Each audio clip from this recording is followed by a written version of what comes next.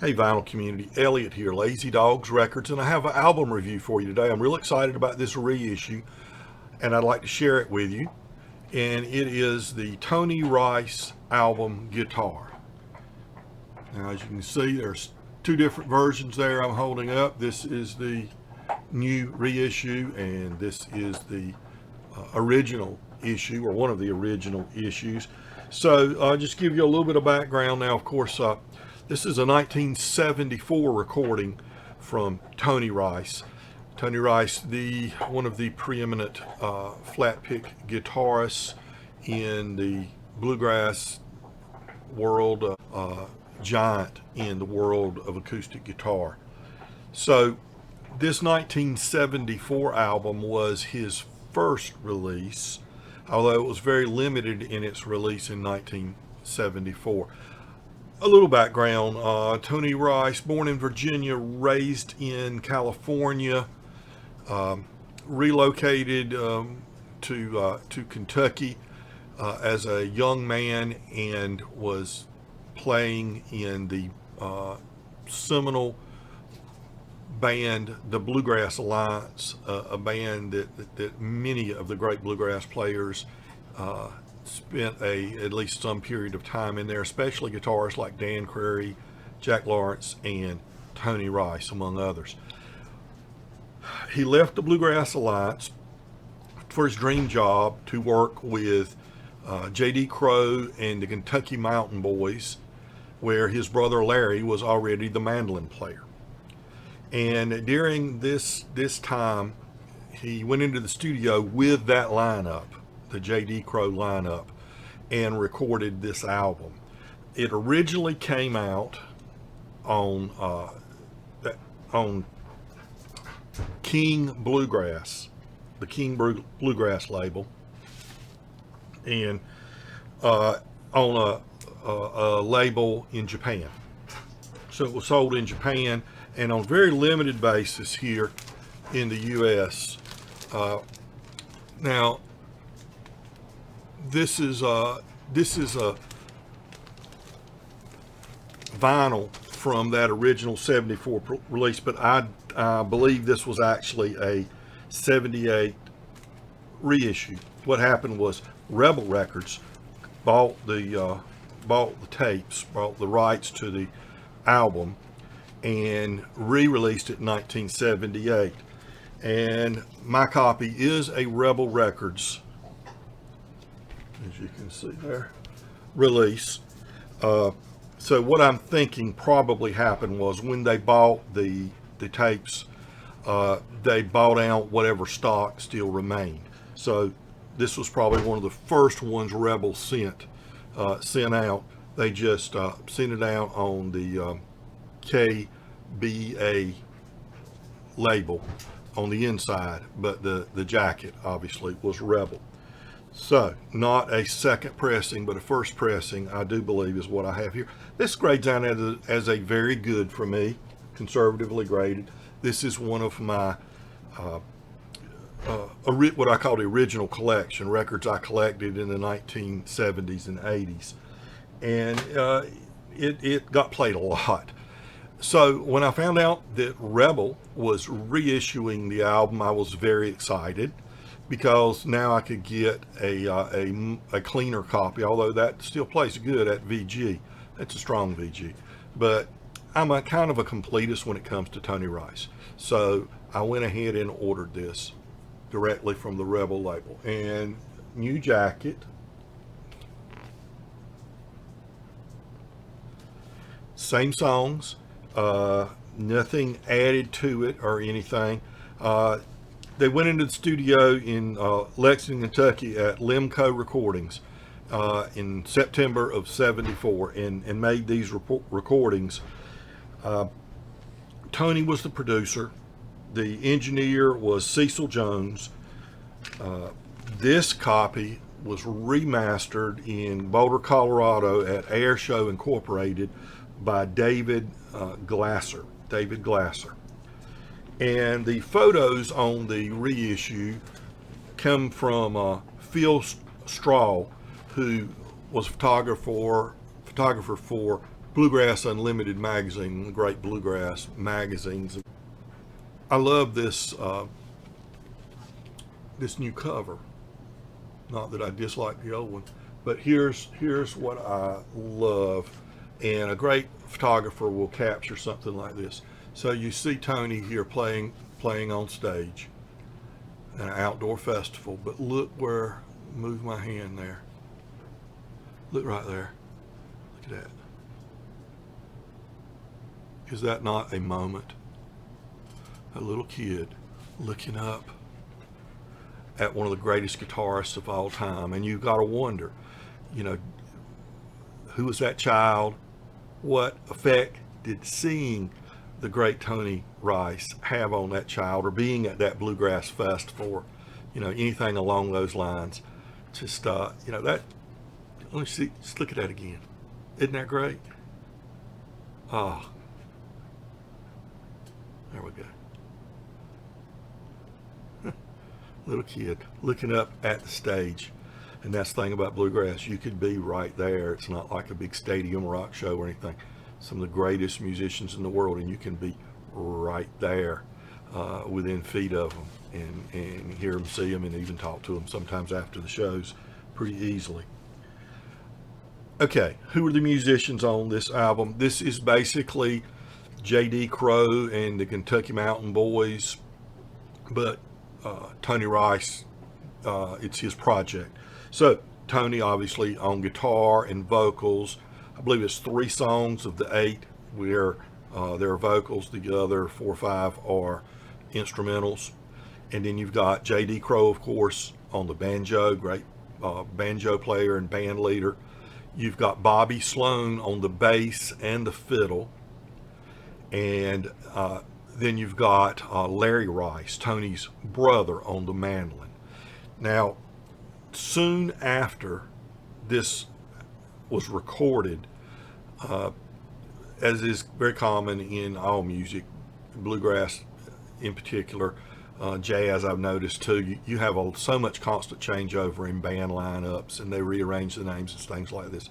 Soon after this recording was made, Larry left JD, and you got to admit, Tony was probably thinking, I just got here and now my brother's leaving. You know, I came here in part because my brother was here.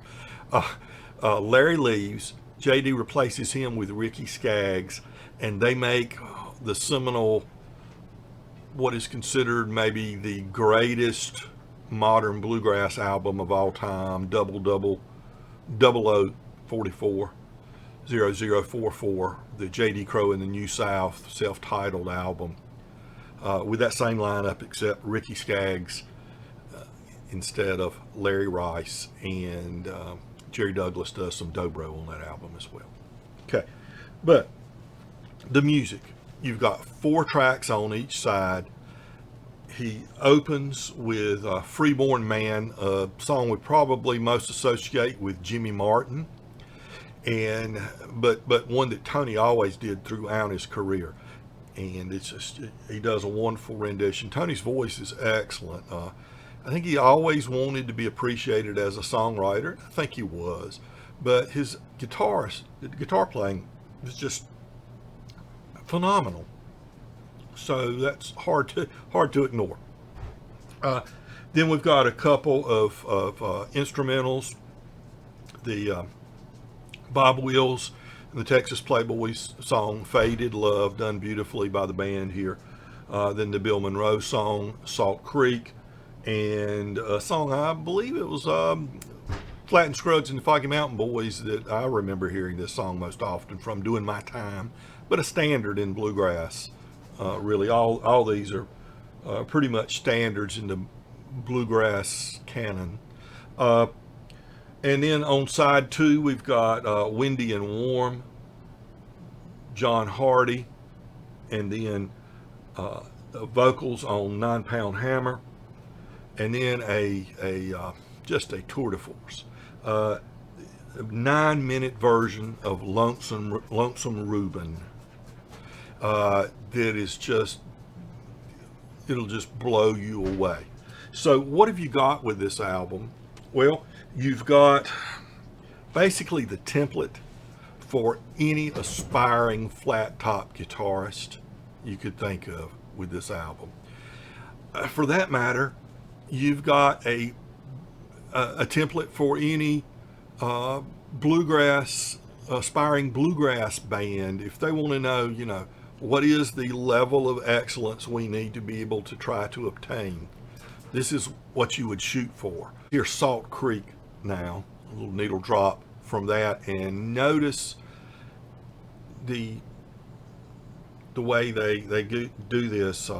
Tony starts it out, he has a solo, and then I believe it's JD next comes in with a solo, and then Larry comes in with his mandolin solo, and kind of a standard format in bluegrass, a way to present an instrumental, each person taking their turn on the with a solo, and then drawing the song to a conclusion.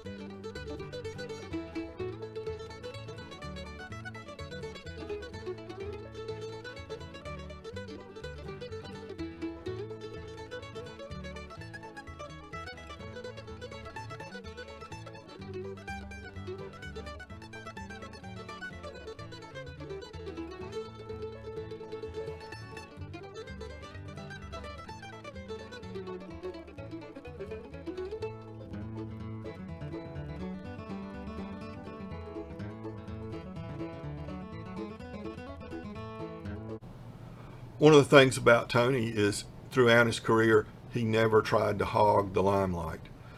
He would take his solo and just blow everybody away, but he was always ready for the next artist to come in and take his solo, and he never tried to dominate. He was a team player, always a team player.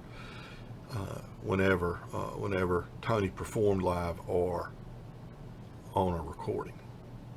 Some great banjo playing from J.D. Crowe.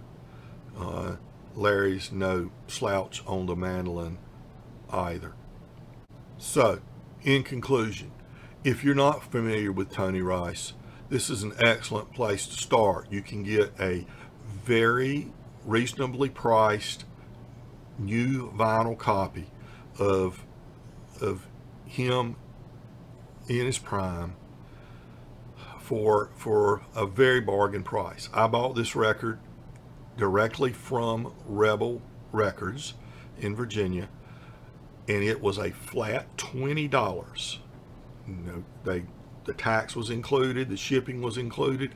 They shipped this record to me for $20. Don't tell me it can't be done, especially on reissues. That reasonably priced records can't be made and sold, and everybody makes some money, and the consumer be able to afford to be into vinyl. It can. The record is flat, although I noticed in the needle drops it looks like it's a little warped when you're watching it run around, but I've looked and there's no warp there that I can see. I think it's the camera having some effect on it. I did, as always, clean the record before I played it. It came in a paper sleeve, And I cleaned the record. It had a couple of little paper threads from the sleeve on it sitting on the surface. Got those off, cleaned it up, and put a poly inner sleeve inside this. And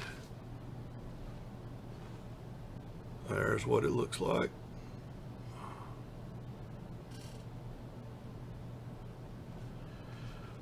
Played it the first time, not a pop or a crackle. I didn't hear any surface noise. Played it a second time, and maybe I heard a little something, but you know, you get like paranoid, I think, when you play. Then when I got ready to do the needle drops, there was something on the record, and I had to work on it a little bit to get it off. Some particles had gotten into the air or something. So, you know, doesn't matter what you do, there's always that little danger, but you know, nothing to stress over. It played fine. Get it, Tony Rice guitar from 1974, a bargain price from Rebel Records. And if you're into acoustic music, you'll love this one. I'll put a link to Rebel Records below so that you can go there and check it out. It's also available, I know, on Amazon, and it's $20 there too, but you'd have to pay your tax above that. But then you do have the guarantee, if you get it and it's a real warped record or there's some other defect in it, you got a no questions asked opportunity to send it back. So I'll close it out with a needle drop. I'll play you the entire Windy and Warm, a John Loudermilk composition that I know best as one Doc Watson used to do. Beautiful, and we'll let that speak for itself on the way out. Everybody take care, and remember, be kind to your neighbors, because we're all neighbors.